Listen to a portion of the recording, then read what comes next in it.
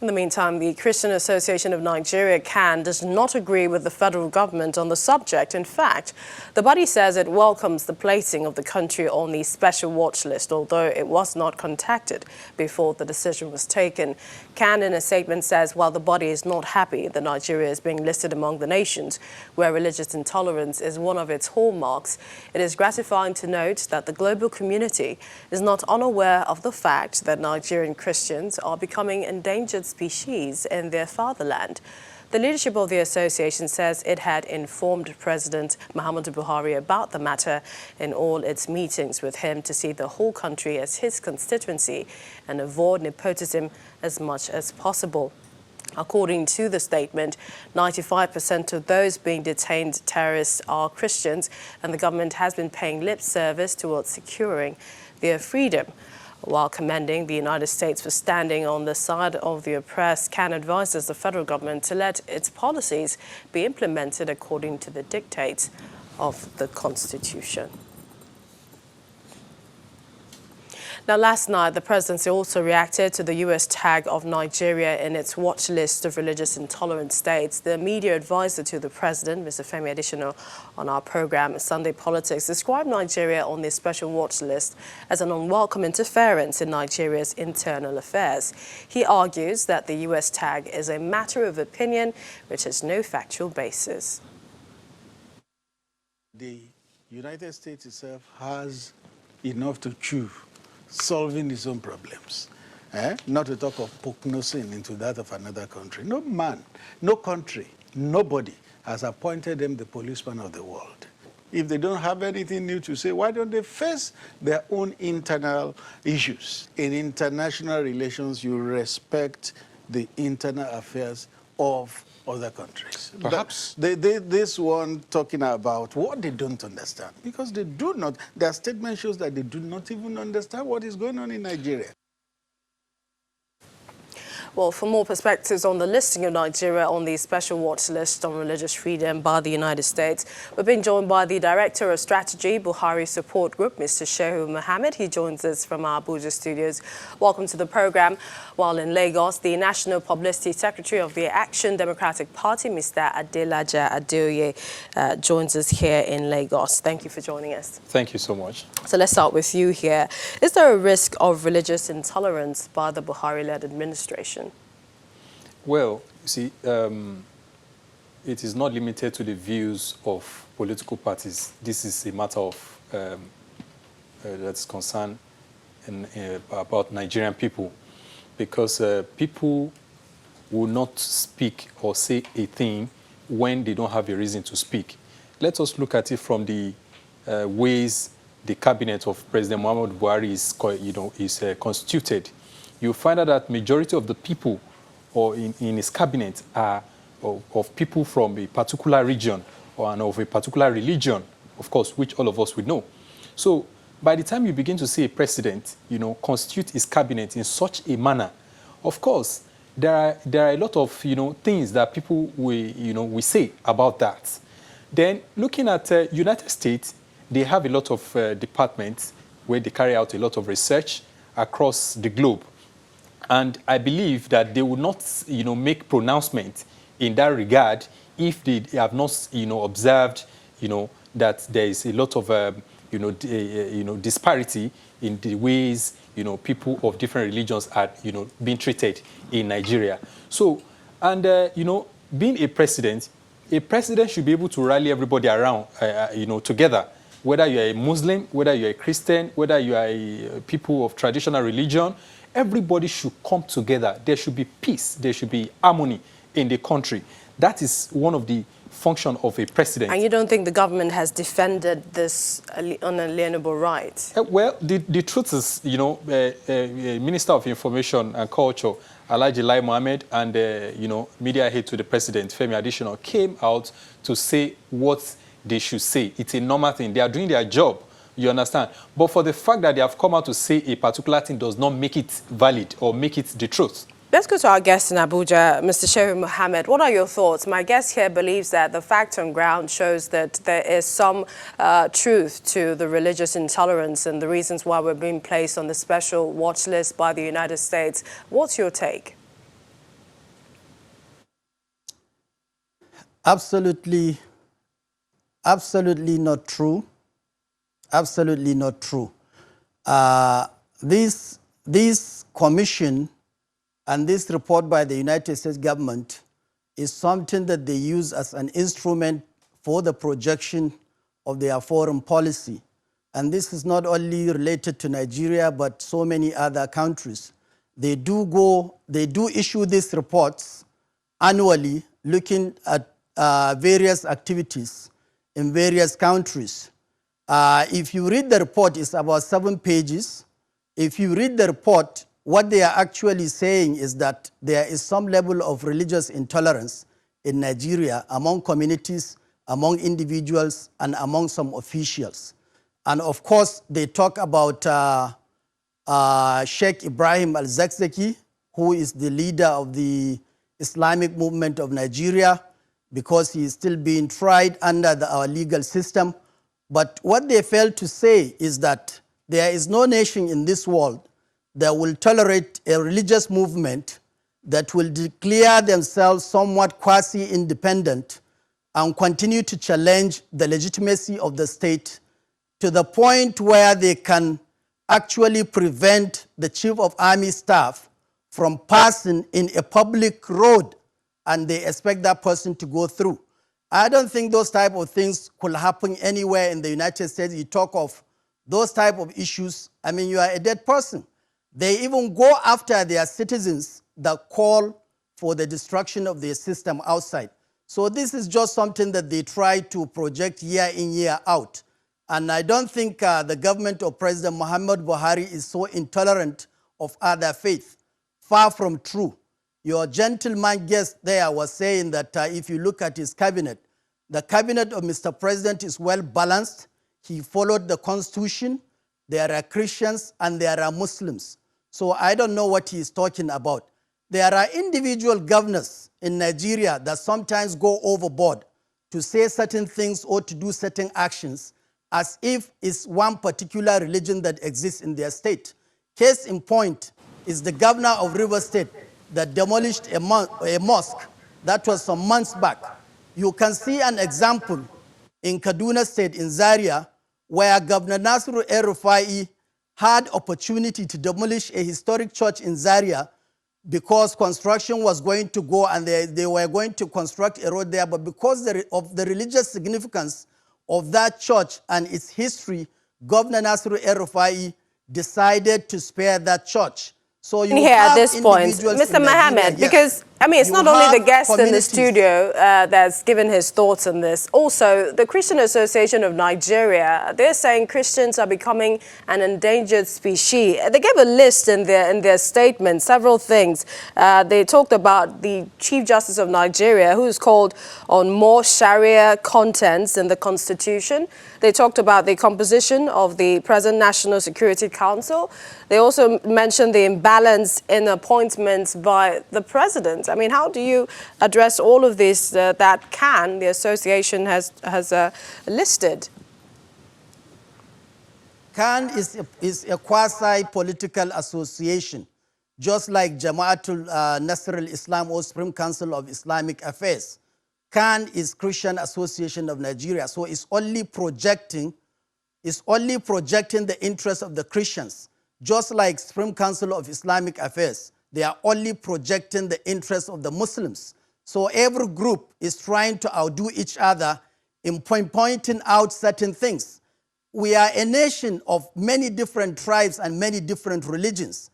You cannot, I remember during the time of President Jonathan Goodluck, was also accused of similar thing. He was said to have dominated his cabinet with predominantly Christians from the southeast and the south-south. Nigeria continue. Even if you have, no matter how you compose your cabinet and your leadership and all these things, Nigerians will still come out and say, you favor this, you didn't favor this, you favor this, and you didn't favor this. These people that have been given this opportunity are Nigerians. Some are given based on here in Lagos, some given based on political considerations. But I like the case of national security thing that you mentioned, the chief, the number one military officer in Nigeria is General Olani Shakin, the only general in Nigerian army. He's a member of the Security Council. So I don't know where people are getting this. And I remember there was a time in Nigeria under Babangida's administration when at one point all the service chiefs and the security chiefs were Muslims. And there was also another time under the same Babangida administration where all the service chiefs and security leaders were Christians. Nigeria didn't Thoughts, hold your thoughts. Let's come to Mr. Adelaja here in Lagos. I mean, he's really defending the presidency. He's given several reasons, and based on some of the things you've heard, especially with Khan. But do you think that perhaps the U.S. is being unfair to compare us or put us on the watch list alongside Russia, Uzbekistan? Well, there is something I'd like to quickly react to that he said, that he was trying to compare Rivers State and Nigeria and also Kaduna State. Of course, it is untrue, because the chairman of Governors Forum, Mr. Kayode Fayemi, went to Rivers State to confirm to Nigerians that there was no demolition of mosque in Rivers State. That is on one part. Because it is always good to set the record straight so that we don't misinform the public. Because what he's trying to do is to defend the presidency. Of course, you understand.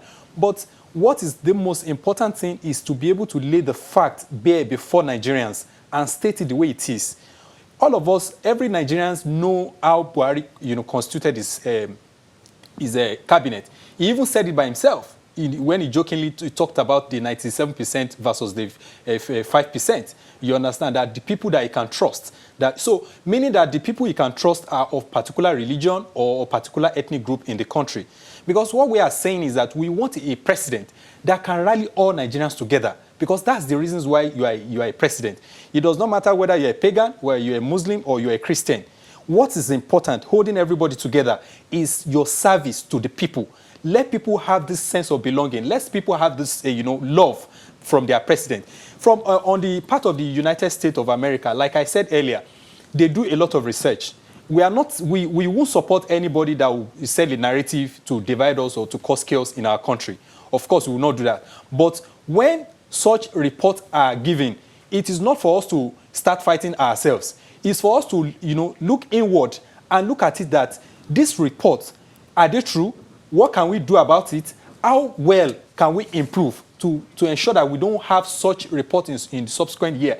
It's not just for president to send people out like this man in Abuja and his, tons of media aides to be defending. That's not what we want. We'll come back to wrap up on this discussion. We're also going to be taking a closer look at the Minister of Information, who has described this as the failed politicians and disgruntled elements whom he's blaming for this narrative coming from the United States. Still to come also on the program, the fight corruption from the top. Senior pastor of Kingsway International Christian Center is tasking the president. Details when we return.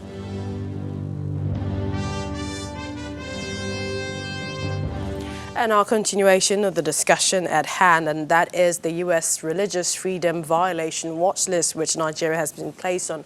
We've been talking to our two guests, one in Abuja, and that is the Director of Strategy Buhari Support Group, Mr. Sharon Mohammed, and also the National Publicity Secretary of the Action Democratic Party here in Lagos, Mr. Adelaja Adeoye.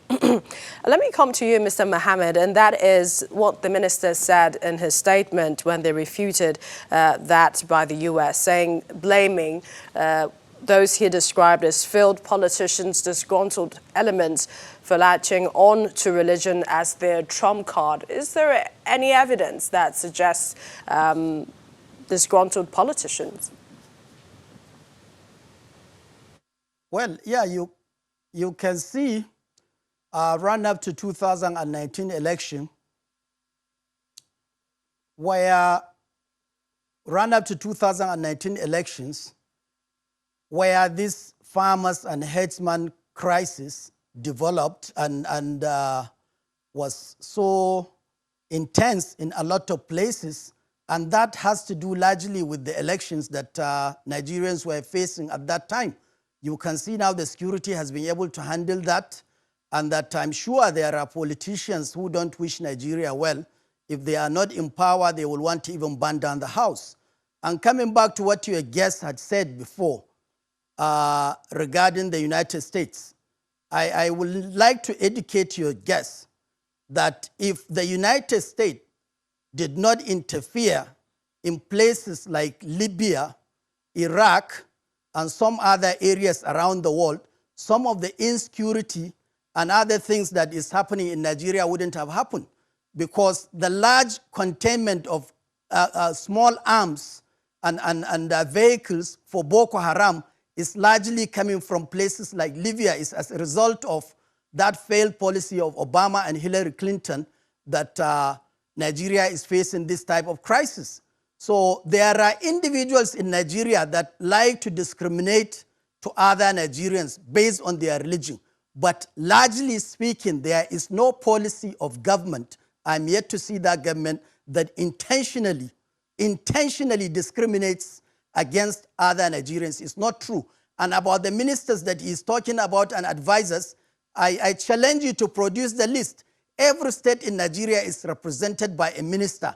Even the eastern Nigeria that he's talking about, where the president was talking some years back about those that did not support him, he is constitutionally mandated. He is constitutionally mandated to appoint a minister from those particular states, and he did.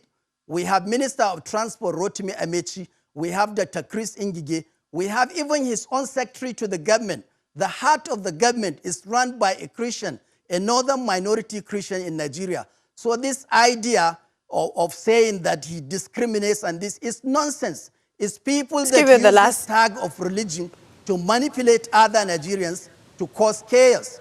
That's funny. Let's get the final thoughts of Mr. Adorie. We don't have a lot of time. Sorry to cut in there. I mean, your final response to this issue. This is really not looking at the messenger, but rather the message from the United States. Yeah, I agree with you. Like I said earlier, I still maintain my stand that we should not just throw or shy away from the report. We are not saying that the report will set us against one another. If you go to school, you write an exam. When you write an exam, report will come out. You look at it whether you need to improve or you are okay or whatever. Now, let me tell him, he's now being agitative about the report from the United States. And this is the same government that when they want to borrow loan, when they want to go for medical holiday, they don't see Nigeria as a better place for them to do all these things. So they junket around the world, including US, to seek all of these things. But now US is now bringing reports that this is what is happening in your country. Look at the Buhari's, Chief Justice of Nigeria, who recently said that the constitution should be amended for them to accommodate peculiarity of Sharia law. You know, when public officials that are close to Buhari begin to, make statements like this, it is expected that you are going to continue to have a report in such manner. Because Nigeria is a secular state, as we all know. But by the time you now begin to see some people tilting towards religious, instead of service to the nation, look at the NBS report. Look at the number of unemployed people we have in the country. Nobody is talking about or making effort to aggressively push all of these things. Look at the record of human rights violation. One of human rights activists, Dejade Yonju, was brutally injured today in Abuja for demanding for release of Showore, Abba Jalingo, and other people, illegally detained. We are not talking about this thing. We are talking about religion. What is religion? As far as Nigeria is concerned. I must quickly ask Mr. Mohammed, the Chief Justice of Nigeria saying more Sharia contents in the Constitution. What's your brief response to that? He is the Chief Judge of the Federation. Whatever he said regarding Sharia is his opinion. And before any provision on Sharia or any other thing becomes law in Nigeria, it has to pass through the legislature. You have the House of Reps, you have the Senate, whatever it is. But for the education of your guest, Sharia has been part and parcel of Nigerian society even before the creation of what we have as Nigeria today. Sharia is just a law for the Muslims. I'm not an expert for it. It deals with family, inheritance and other things. Thank you. I honestly wish we had more time, and I want to apologize to you as well, cutting in so many times. The Director of Strategy Buhari Support Group, Mr. Sharon Mohammed, many thanks, and also the National Public Secretary of the Action Democratic Party. Thank you, Mr. Doye, for joining us. Thank you so much.